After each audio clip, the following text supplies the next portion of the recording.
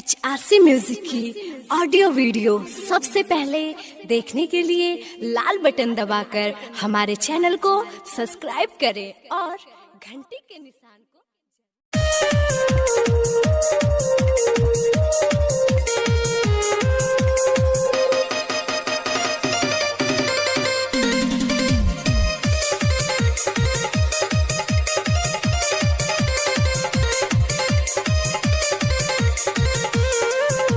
presented by Kanchan Recording Studio, Asapur, Tower Chowk, Darbhanga।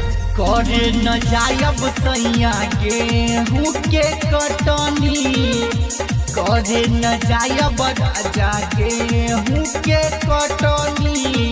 रात भर से जिया पकैनी बड़ा खटनी, रात भर से जिया पकैनी बड़ा खटनी। करे न जायब सैया गेहूँ के कटनी, करे न जायब राजा गेहूँ के कटनी। रात भर से जिया पकैनी बड़ा खटनी, रात भर से जिया पकैनी बड़ा खटनी। बड़ा निदर दबार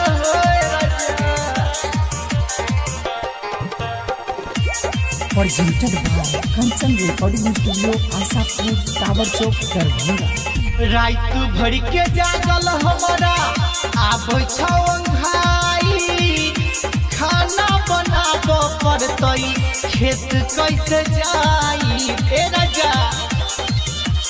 हाँ रात भर के जागल हमारा आब भाई, खाना बनाबे पड़तई खेत कैसे जाई।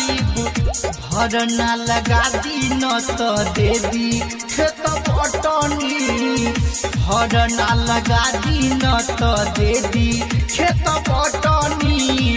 रात भर से जिया पकैनी बड़ा खटनी, रात भर से जिया पकैनी बड़ा खटनी।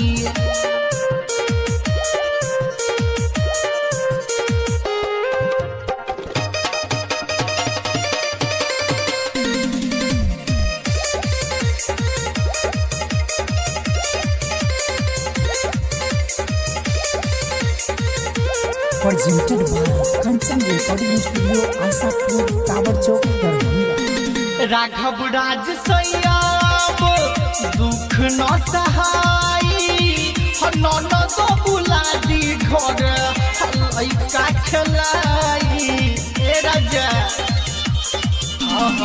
राघव राज सैयाब दुख न सहाई, ननद बुला दी घर लइका खेलाई।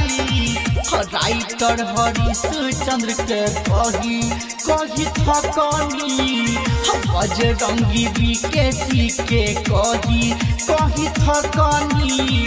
रात भर से जिया पकैनी बड़ा खटनी, रात भर से जिया पकैनी बड़ा खटनी, रात भर से जिया पकैनी बड़ा खटनी। करे न जायब सैया गेहूँ के कटनी, करे न जायब राजा गेहूँ के कटनी। रात भर से जिया पकैनी बड़ा खटनी, रात भर से जिया पकैनी